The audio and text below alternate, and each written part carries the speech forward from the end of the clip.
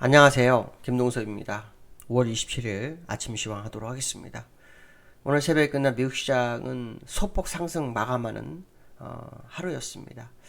상승의 이유는 여기 써 있는 것처럼 경기 정상화에 대한 기대감이 있다고 합니다.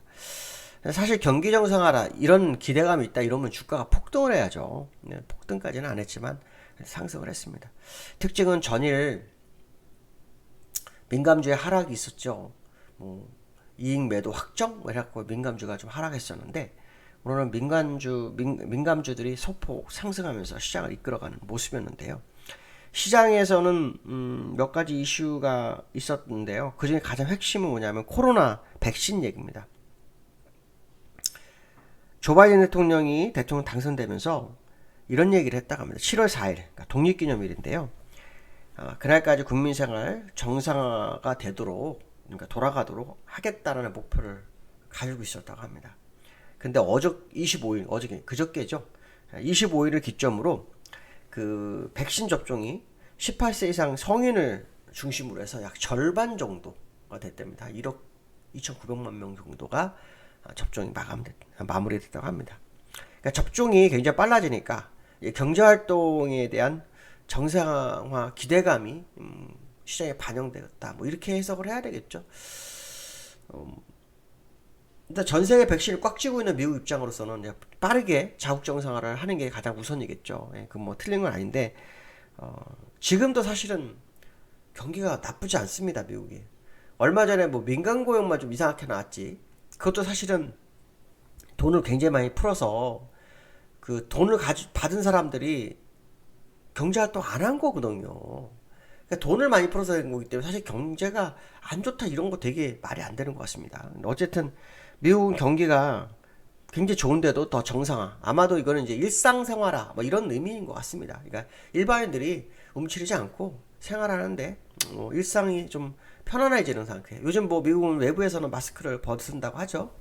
뭐 뉴질랜드라든가 이스라엘도 마스크를 외부에서 벗는다고 하죠. 뭐 이런 얘기인 거죠. 뭐 그런 부분이 뭐 시장에 영향을 미쳤다 이렇게 보시면 될 것 같고요. 또 하나는 그 연준 당국자들이 이 자산 매입 축소에 대한 얘기가 좀 나옵니다. 무슨 말이냐면 지난번에 그 FMC 의사를 통해서 6월달에 자산 매입 축소에 대한 그 논의가 있을 수 있다. 뭐 이런 얘기가 있었잖아요. 그거에 대해서 뭐 랜들 커스 부의장으로 합니다. 이 사람이 뭐라 하냐면 노동시장 개선이 기대보다 늦어지고 있기 때문에 자산 매입 축소 논의가 쉽지 않다. 뭐 신중하게 해야 된다. 뭐 이런 얘기를 하는 것 같습니다. 근데 이제 이거 좀 아까 제가 말씀드린 것처럼 정부에서 코로나 때문에 돈을 자꾸 풀어가지고 그 돈이 있으니까 생활이 되니까 지금 일을 안 나가거든요. 많은 사람, 내가 돈 많은 사람들은 한두 달 쉬고 나가도 되지만 없는 사람이 한두 달 쉬고서 일을 하려면 정말 일하기 싫어지거든요. 그러니까 제가 볼 때는 이게 지금 고용이 정부의 돈을 너무 많이 풀어서 일어난 현상이다 이렇게 또 해석도 됩니다. 물론 그들은 아니라고 하겠지만 현재 시장 상태를 보면 뭐 그런 부분도 있다라는 생각을 해야 될 것 같습니다. 자, 기술적으로 미국 시장을 좀 보면 시장 보면요. 일단 다우는 옆으로 횡보를 하죠. 확대해서 보면 뭐 앞으로 일봉 횡보하고 있습니다.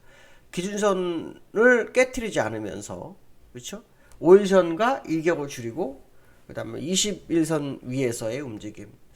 이 차트로 보면은 이 캔들로 보면은 정말 올라갈 수도 있겠다. 뭐 이런 생각 할 수 있는 차트가 맞습니다. 일단 왜냐 이평선 위에 있잖아요. 이평선 위에 있고 기준선도 깨지 않고 지지력이 대단하구나. 뭐 이런 생각 할 수 있습니다. 근데 이제 후행 스팬을 보면 아슬아슬하죠. 여기서도 제가 한번 보시면 여기 지금 미국 시장 보면요 후행 스팬이 계속 깨트리려다 오고 지금 계속 그럽니다. 지금 여기서 두 번째 여기서도 두 번째 올렸었죠. 두 번째 올려섰단 말이에요.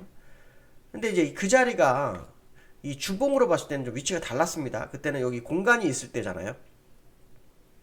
지금 공간이 없어요. 그러니까 일봉상으로 지금 후행 스팬이 여러 번 그 캔들을 깰려다가 살아났어요. 여기 지금 그중에서 두 번씩 깨들려다 살아난 게 있었고 지금 이제 또 세 번째거든요. 그게 두 번씩 깰려고 했던 게. 그러니까 이번에 만약에 내려가면 충격이 좀 있을 수 있다는 생각도 할 수 있는 겁니다. 이 차트가.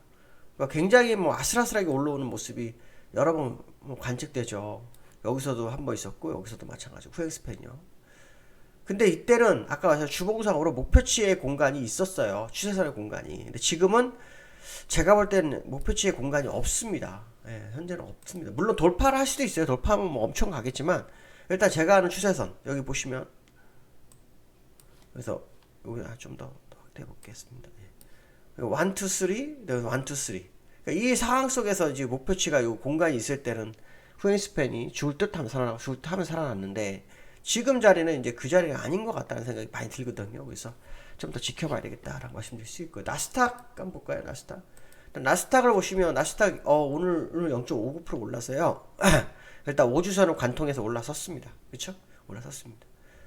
나스닥은 다우하고 다른 모습이 있다 그러면 일단 쌍봉을 먼저 친 거잖아요.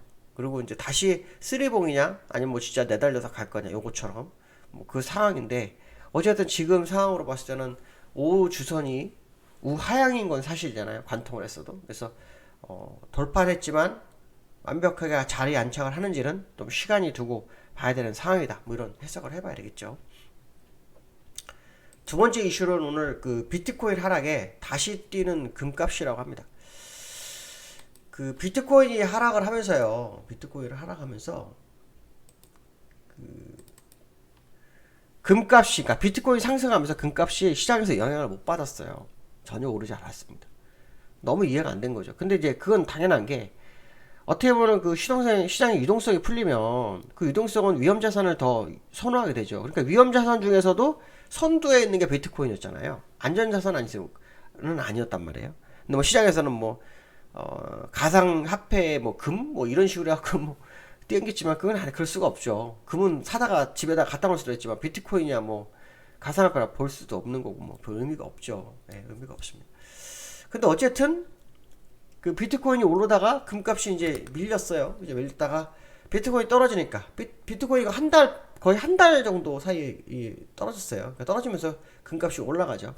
그게 왜냐면 위험자산에 대한 선호도가 조금 떨어지니까 안전자산으로 가는 거죠. 특히 금을 샀던 사람들 입장에서도 뭐 금을 좀 선호할 수밖에 없는 상황이 아닌가. 그래서 지금 금값이 온스당 지난번에 작년 8월 달에 여기 보시면 2,000불까지 갔었고요. 그것이 뭐 1,700불, 1,600불 때까지 갔다가 다시 1,900불 때까지 올라왔어요. 근데 이제 이게 금값이 그러면 시장이 대두되는 게 올바르냐? 가능성이 있죠. 왜냐하면 아시겠지만 금리 인상 얘기가 나오고 테이퍼링, 채권 매입이 뭐 축소되고 뭐 이런 얘기가 나오고 있는 상황이란 말이에요. 소비자 물가지 식으로. 그 다음에 금이 다시 각광을 받을 수밖에 없는 거예요. 이번에는 이제 올라오면 2,000불 넘어간다고 봐야 되겠죠. 왜냐하면 추세선으로 봤을 때 이격을 많이 벌렸기 때문에 저는 온스당 금값이 한 3,000불까지 갈 수 있다고 보는 사람 중에 한 명이기 때문에 어쨌든 금이 다 시장에 대두되고 있다는 것은 위험자산이 부담으로 작용하고 있다 이런 생각을 해야 될 거다 이런 생각을 해봐야 되겠죠. 어쨌든 금값이 일단 양은 밑으로 가다가 다시 되돌려서면서 이평선이 주봉으로 다 돌리기 시작했다라는 거 그 자체만 봐도 시장이 상당히 부담으로 작용한다 이런 생각을 해봐야 될 것 같습니다. 자, 세 번째로는요. 삼성전자 얘기인데요. 삼성전자 목표 주가가 하향 리포트만 네 번째 나오고 있다고 합니다. 삼성전자가 하향 리포트만 네 번 나오고 있는데요. 삼성전자 차트를 잠깐 보면 지금 주봉입니다. 주봉을 5주선이 많이 꺾였어요. 네, 5주선이 기준선도 깨트린 상황입니다.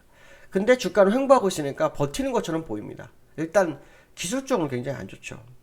삼성전자 매도 리포트가 왜 나올까요? 매도 리포트라기보다는 목표가 하향 리포트가 계속 나올까요? 요즘 삼성전자가 여러 가지 악재가 굉장히 많아요. 일단 이재용 부회장도 구속된 상태죠.